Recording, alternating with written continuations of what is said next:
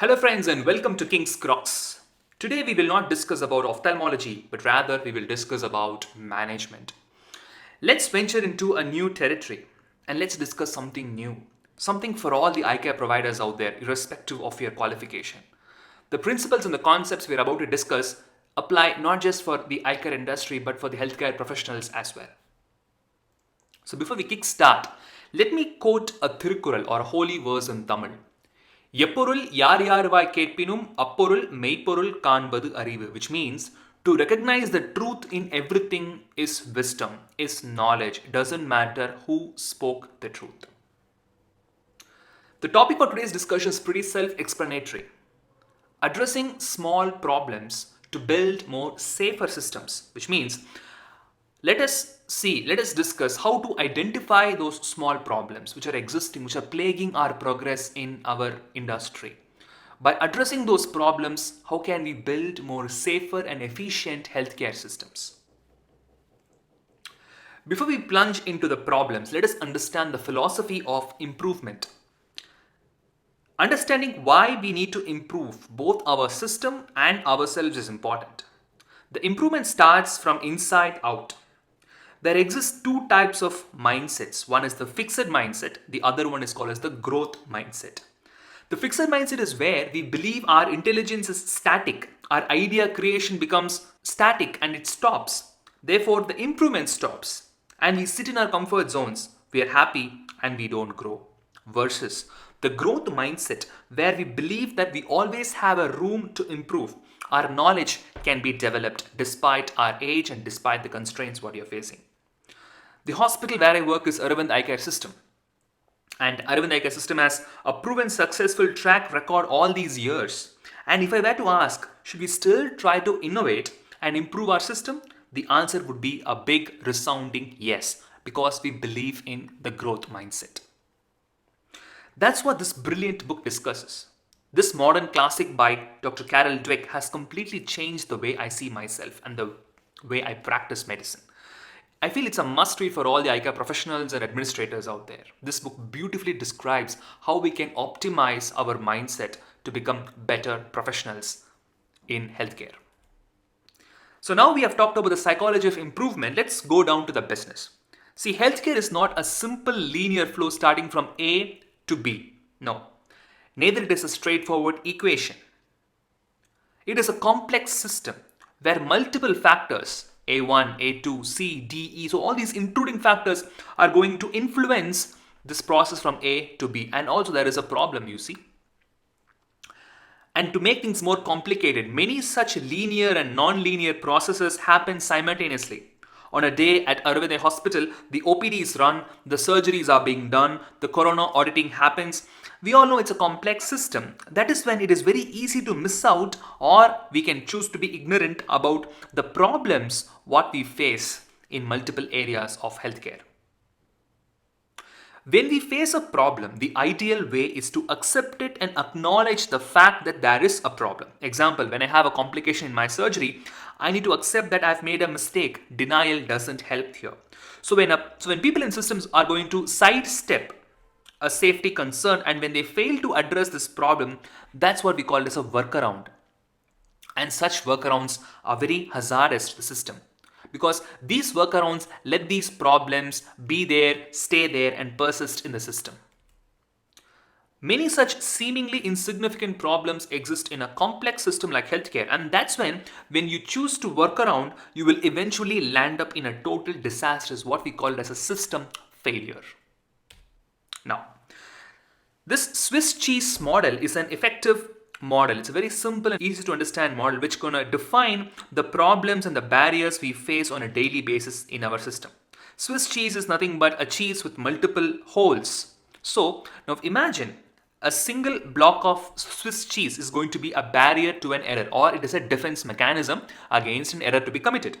For example, if I'm going to operate a patient for left eye cataract, so to know that I will be operating on the left eye, not on the right eye, so we have some precautions. We mark the patients on the forehead with pencils or with pen. This is one Swiss cheese to prevent against a wrong eye surgery. Multiple such protective measures exist to prevent a wrong eye surgery. For example, we have the proper advice by the doctor. The mid-level ophthalmic personnel or the nursing staff will cross-check our advice. And there will be proper tagging, proper wristband being put on the patient's hand. And the block room doctor verifies before putting anesthetic block for the patient. And not just that, by the end of the day, when the surgeon is going to operate, the surgeon also will cross-check whether the patient is going to be the right name, the right eye to be operated. So, there exist multiple defense mechanisms against wrong eye surgery. So what happens?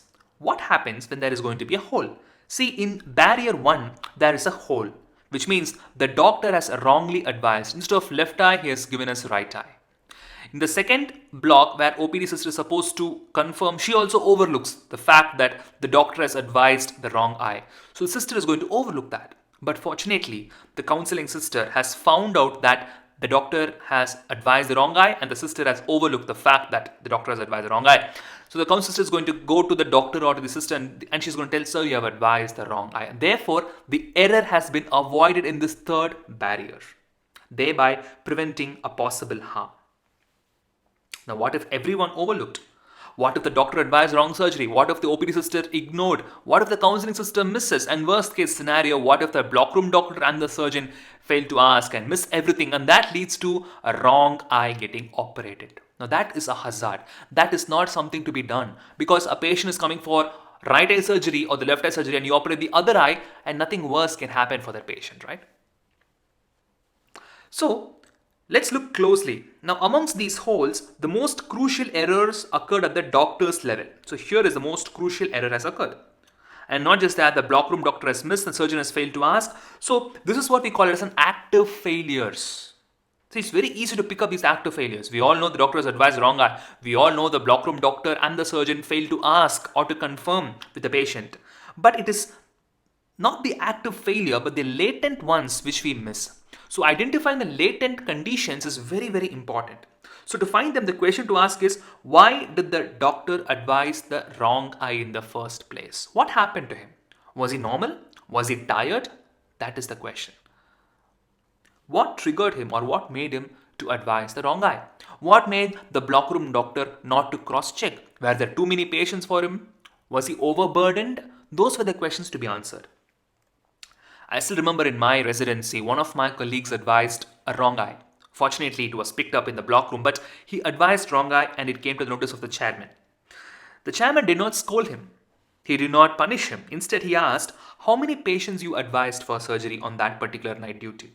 When did you sleep? How many duty doctors were posted alongside? Now, this way of approaching a problem, rather than blaming on a person, we have to look into the system. This is what we call it as a system approach versus person approach. That is, rather than accusing the person who committed the error, it's important to understand the mechanism why the error has occurred in the first place.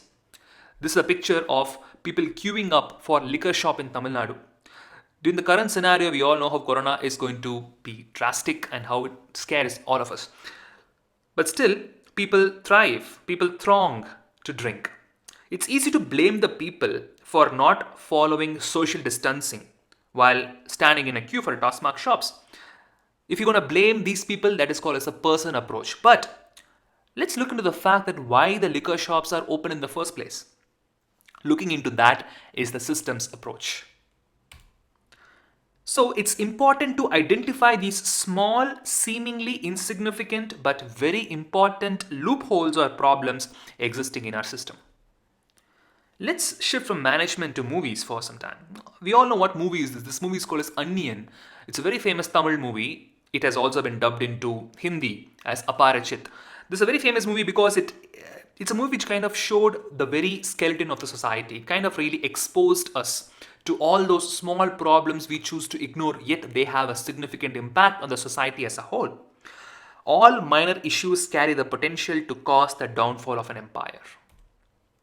Experts call it as the domino effect, how the smallest domino or the small block can cause a cascade of catastrophe. Some call it as the butterfly effect, where the flap of the wings of the butterfly can cause turbulence in the wind nearby, eventually leading on to a storm somewhere else in the future. It's not a coincidence that the butterfly here is in Beijing and the tornado is in US. Why? Because we know that it's those unhygienic wet markets in one part of the world called Wuhan in China is now causing a global pandemic and a complete paradigm shift in the way we live. Maybe it's time to call the butterfly effect as the batterfly effect. Now, let's come back to the small errors. Despite we know that it's an error, unfortunately, we tend to accept such small problems or such mischiefs as normalcy. Some deviations are considered okay, it's fine. That is what we call as a normalizing deviancy. I still remember one of the blockroom sisters who came from Aravind Hospital, Pondicherry. He used to tell me about Dr. Venkatesh. He's the chief medical officer of Aravind Pondi. When he's going to find a paper or a piece of cotton on the floor, he will go and pick it up and put it inside the dustbin. Now, these are the leaders who set as an example, and they say the message loud and clear through their actions. Why? Because what if we accept littering papers on the floor as a normal behavior? Tomorrow, someone might even spill water, or someone nonchalantly throw a banana peel, which can lead to an elderly patient slipping off, even losing life. Now, let me just connect with what I know. See, personally, I am into this art of effective teaching. One accepted normalized deviance is how we craft or how we create our PowerPoint slides. I have seen so many people presenting very uninteresting or too crowded slides. That's not what we want. PowerPoint slides are meant to help us, not to replace us. That is the whole concept behind PowerPoint. That's why we call it as a PowerPoint toxicity in these days. Just look at this slide. Now, this slide is going to talk about how simple our PowerPoint slides should be, but paradoxically, this slide itself is overloaded. Now, putting things into perspective, this is the model for improvement, that if I have a problem, how I should improve my system. See, in the work, it is important to identify what went wrong. That is, identification of problem is the first step to improve. Then you have to analyze, why did I do this? Why things went wrong? And only when we know what the problem is, and only when we analyze and understand the reason why the problem has occurred, only then we can find a solution for the problem, and thereby that will enhance our work ethics and culture. So let's speak up. As healthcare professionals, we all have a responsibility to speak up about the potential errors, and the organizations, the leaders, have an equal responsibility to respond to those complaints. Now, speaking of complaining, let's come back to Anniyan. Now, we understand these Ambis or Rules Ramanujams, that's a character name in the film, they appear whining, they keep on complaining. Rather, in reality, they are not whiners, but they are winners. Because they help us to improve. They have a point.